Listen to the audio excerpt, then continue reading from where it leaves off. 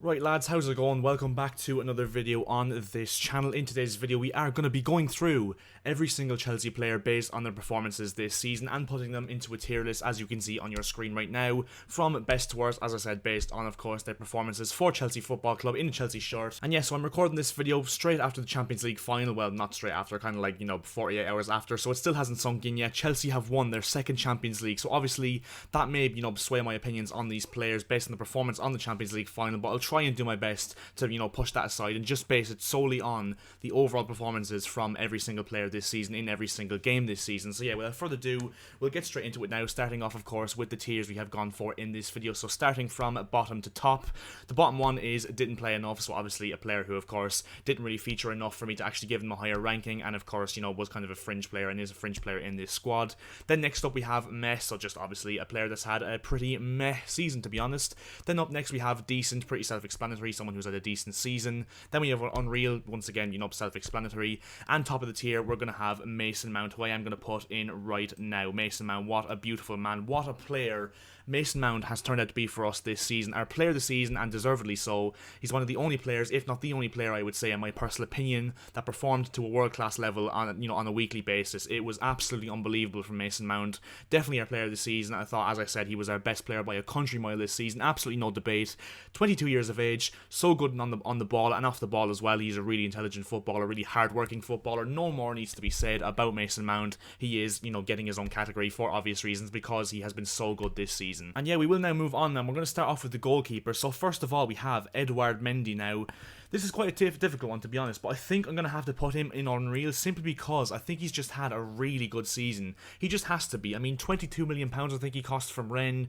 Just a really good season. And the thing with Mendy as well, it's quite weird because I can't actually recall him having a lot of games where it's like, oh, he was unbelievable, kept us in the game. I think there's a few games this season, the ones that spring to mind were Fulham in the Premier League a few weeks ago where he was unbelievable. Man United in one of his first games at Old Trafford, I think he was unreal in that 0-0 draw early on in the season.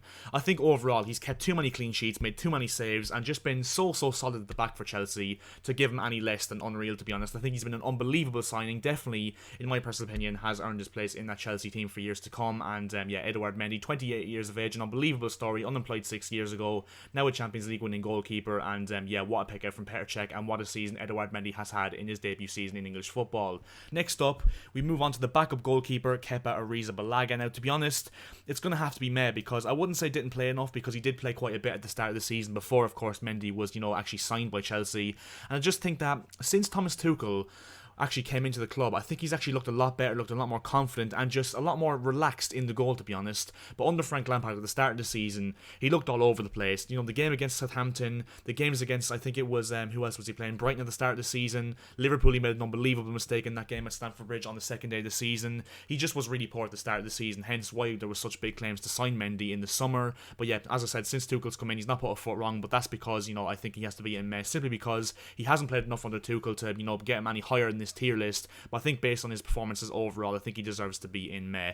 And we move on to the final goalkeeper, Willie Caballero. Simple as that, didn't play enough. I think he actually only made one appearance for us this season in the Premier League anyway, and that was a 3-3 draw at West Brom, where of course we conceded 3 goals inside the first 20 minutes to West Brom. So yeah, not going to get a high rating. Sorry, Willie Caballero, great servant to the club, a really good third choice goalkeeper, stands in when he needed to, but didn't play enough this season. And now we move into the defenders, and first of all has to be the captain, Cesar Azpilicueta. And to be honest, it's between decent and unreal. I think unreal is going to be really, heavily congested in this video simply because of the end of the season we've had under Thomas Tuchel. But I think I'm going to put Azpilicueta in decent because he has had some unbelievable performances. Don't get me wrong, I could put him unreal simply because of the Champions League final performance. I thought he was unbelievable against Man City. But I think so far this season, on the overall basis of things, he's kind of been a 6 or 7 out of 10 every single week. So I think it kind of evens out and puts him in decent. A really good captain for us this season, even though I think he's had some quite, poor games over the season. He has had some very good games as well, and has had some really good games as well. That's why I think it kind of evens out, and I think he put him in decent, to be honest. Although I think he could make a statement for himself putting him into unreal as well. So yeah, I'm going to put Azpilicueta in decent.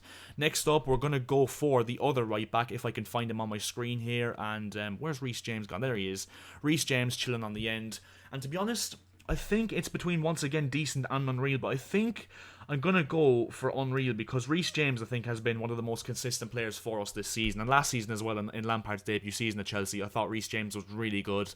Really good going forward, really good defensively, has a perfect blend of the two. And yeah, he has played right centre-back a bit under Thomas Tuchel, especially in the last few weeks of the season. And of course, in that FA Cup to null Jamie Vardy's pace. But yeah, Rhys James, once again, really consistent. Once again, a 7 or 8 out of 10 every single week. Has had some unbelievable performances. I thought he was absolutely incredible against Man City once again. And as I said, I'm going to try not to, let that get into my head. But he has had some really good, appearances this season, Rhys James, to be honest. And I think that I have to put him on Unreal. Probably one of the end ones in Unreal because I don't think he's done that much more than Azpilicueta to justify him being in this tier list. But I just think based on the season Rhys James has had, I can't put him any, lower than decent, definitely. And yeah, I've just decided to put him in Unreal because I think he's had a really good season for Chelsea. And now we will move on to the centre backs. First of all, Antonio Rudiger. I'm gonna have to put him in Unreal. I know he was a fringe player under Frank Lampard for the start of the season, and he was shaky even when Lampard did put him in the team around January.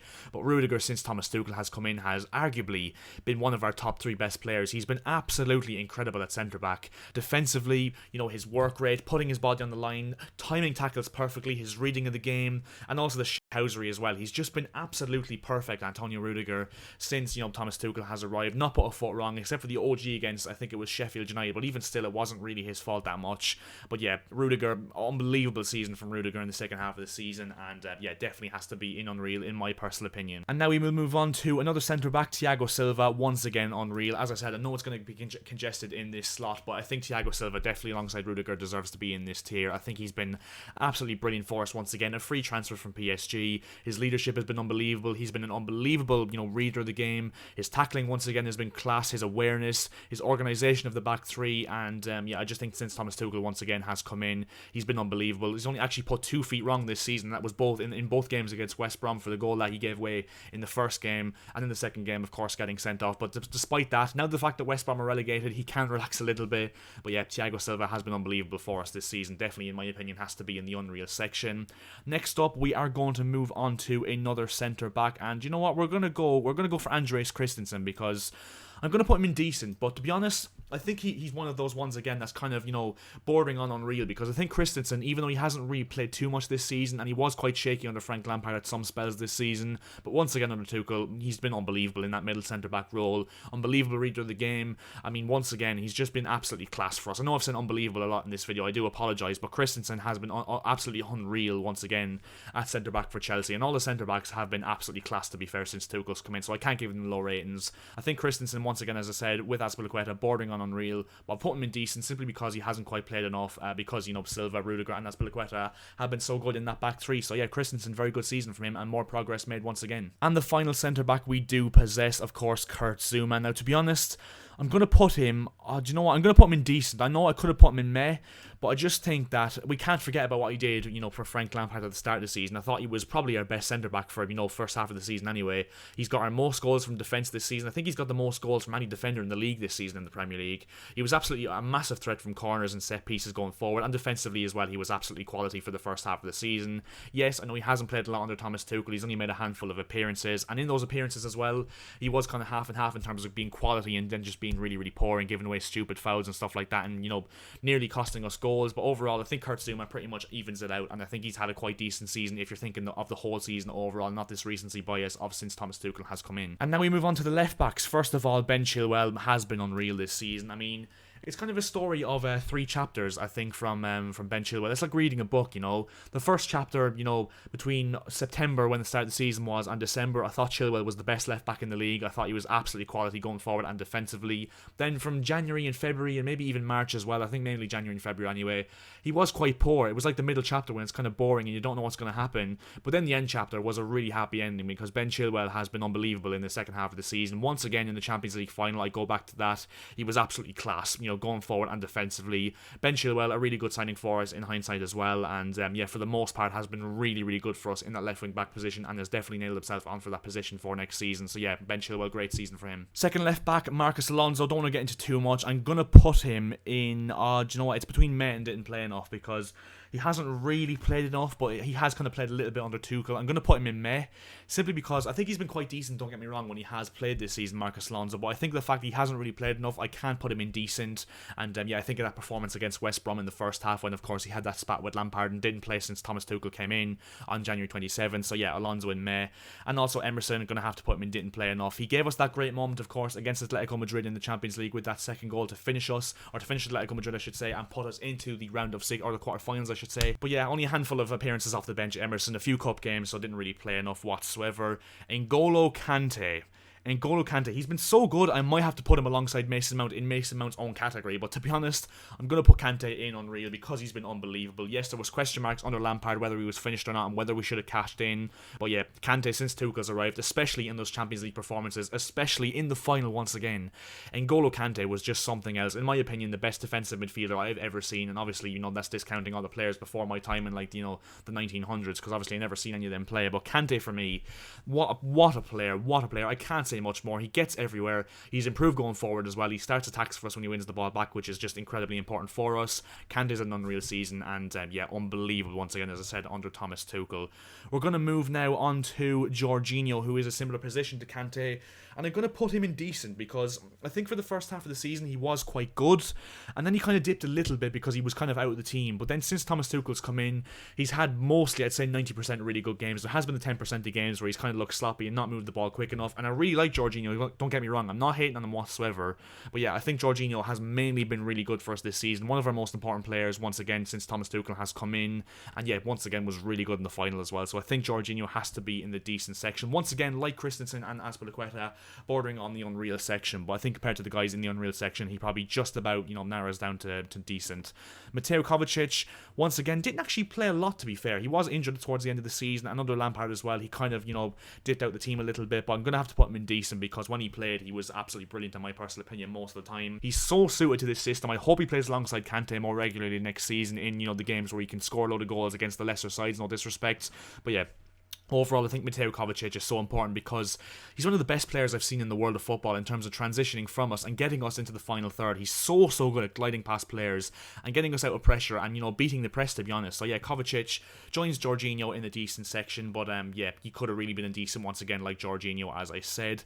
And the final centre midfielder we have got, Billy Gilmore. In my opinion, I'm going to put him in didn't play enough because he only made like 4 or 5 appearances overall in the Premier League. Did play a few cup games. Don't get me wrong, I think he's never put a foot wrong from Chelsea this season. Billy Gilmore, I think he's a really good player, definitely going to be a massive talent for us in the future, but based on the games he's played, I don't think I can give him more than didn't play enough, to be honest. So yeah, bright future ahead for Billy Gilmore. No shame whatsoever putting him in this tier, but just, you know, hasn't played enough games, to be honest, to be ranked alongside the decent players. And now we move on to the attacking players, which we had quite a few of this season, even though it didn't look like it because we didn't score that many goals throughout the season. But who are we going to go for first? We're going to go for Kai Havertz because he was the main one, and to be honest, I know I should probably put him in Meh, and I really should be, but I'm going to put him in decent simply because I don't care. The end of the season he had, I'm sorry, he looked one of the most promising players under Thomas Tuchel with that Champions League final goal, which is going to go down in history from us. And an incredible performance overall in the Champions League final for us, Kai Havertz. And you think of the games against Everton and Crystal Palace away and those kind of games, he was absolutely quality for us, especially in the Fulham game as well at home a few weeks ago. Kai Havertz has had some really good games for us in the second half of this season, and yeah, even though he wasn't really great under Frank Lampard, mainly because in my opinion he was being a little bit misused by Lampard in most cases,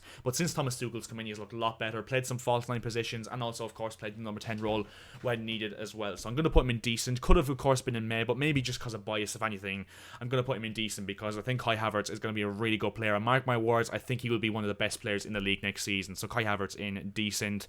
Next up, we're going to go with another new signing from this summer, and that is going to be Hakeem Ziyech. And to be honest, I hate to say it, but I'm going to put him in May simply because he started off his Chelsea career unbelievably. Of course, he was injured for the start of the season, but he came in against Burnley and Sheffield United and just ripped the place up, got goals and assists for fun.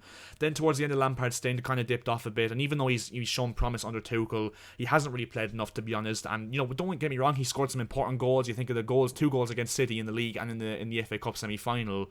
And he has played some, you know, decent games this season for us, but he's a player, in my opinion, that can go missing.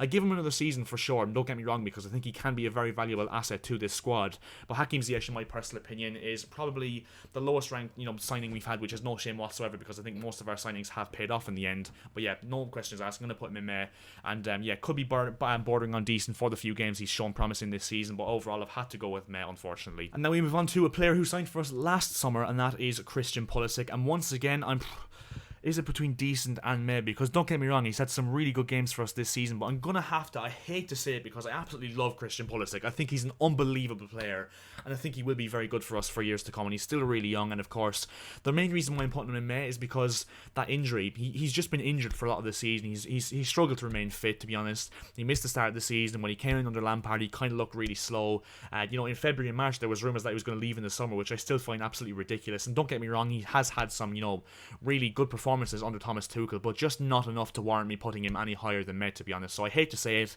but Christian Pulisic has to be in the meh section alongside Hakeem Ziyech, in my personal opinion anyway. So I definitely expect more from Pulisic next season, and hopefully we can get that lockdown Pulisic we got from the end of last season. So yeah, Pulisic in meh, unfortunately. And so for remain, we're going to go for Callum Hudson-Odoi, the last, you could say wide player that we've got in this video. And once again, it's going to have to be meh because, don't get me wrong, I think at the back end of Frank Lampard's tenure as Chelsea manager in, January, I think he was probably our standout player for January. I think of the few performances when he came off the bench against Fulham, came off the bench against City, came off the bench against Arsenal. A lot of games he came off the bench. He really changed games for us in January in the the back end of Lampard's stint, and even still he started some games and was absolutely unbelievable. But for the most part, I think he has not really lived up to building too much. And once again, I absolutely love Callum Hudson-Odoi. I think he's an unbelievable talent and definitely could give us a lot more going forward in the future. But I think he needs to give us a lot more going forward. He needs to take on players more and needs to show what he's capable of in terms of flair, in terms of creativity. And once again, has played right wing back sometimes under Tuchel as well. But overall, going to put him in meh alongside Pulisic and Ziyech and Alonso and Keppa, Ariza, Balaga. So yeah, want to see more once again from Hudson-Odoi going forward next season. And now we move on to the strikers. And first of all, we're going to go for Tammy Abraham, a player who unfortunately has been in and out of the team this season, especially more out than in since Thomas Tuchel has arrived. And to be honest, I'm going to put him in decent, which may be controversial, especially given the fact that Pulisic and Ziyech and Hudson-Odoi and those kind of players are in the meh section. But I think Tammy Abraham, when he's played, has been really good. I'm pretty sure he has, close up to our top goal scorer this season when he hasn't even really played that much since February, which I find absolutely unbelievable. I'm pretty sure I'm right in saying he has one of the highest goals to game ratios of any player in the Premier League this season as well. So I think Tammy Abraham has definitely developed a lot in terms of his clinical edge this season. He's definitely scored a lot of goals with less chances this season than he did last season.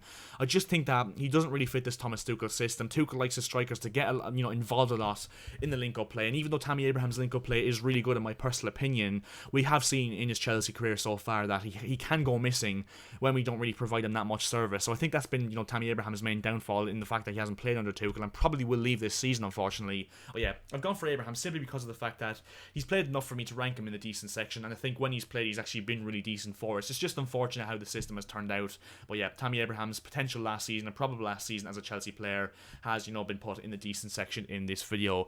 Moving on to Olivier Giroud, once again going to put him in the decent section. Hasn't let Chelsea down ever. There has been a few games where he's kind of been lackluster coming off the bench, and even when you started games as well, but overall he's scored when he's been put on the pitch. You're thinking that goal against Atletico Madrid, which will go down in Chelsea history, the hat-trick against Sevilla away from home, it was just unbelievable. And Giroud, once again, disappointing to see him go. I think he deserves to play first team football, and once again will go down as a fan's favourite at Chelsea to a certain extent, because coming from Arsenal he had that reputation of, oh, we don't really want this guy, we have to try and take to him, because of course he did play for Arsenal. But to be honest, he's really bought into the Chelsea stereotype, and definitely a fan's favourite because of what he's done for Chelsea. He's never let us down. He's been reliable whenever we've needed him. Never moaned as well about the lack of football. So Giroud definitely warrants, in my opinion, to be in the decent section. And to be honest, now we finish with the main man, Timo Werner, the man who all this discussion has been about for Chelsea this season. And to be honest, I'm going to put him in decent. I know a lot of people will say meh, and also some people maybe say unreal as well if you're talking about Chelsea fans' perspectives. But to be honest,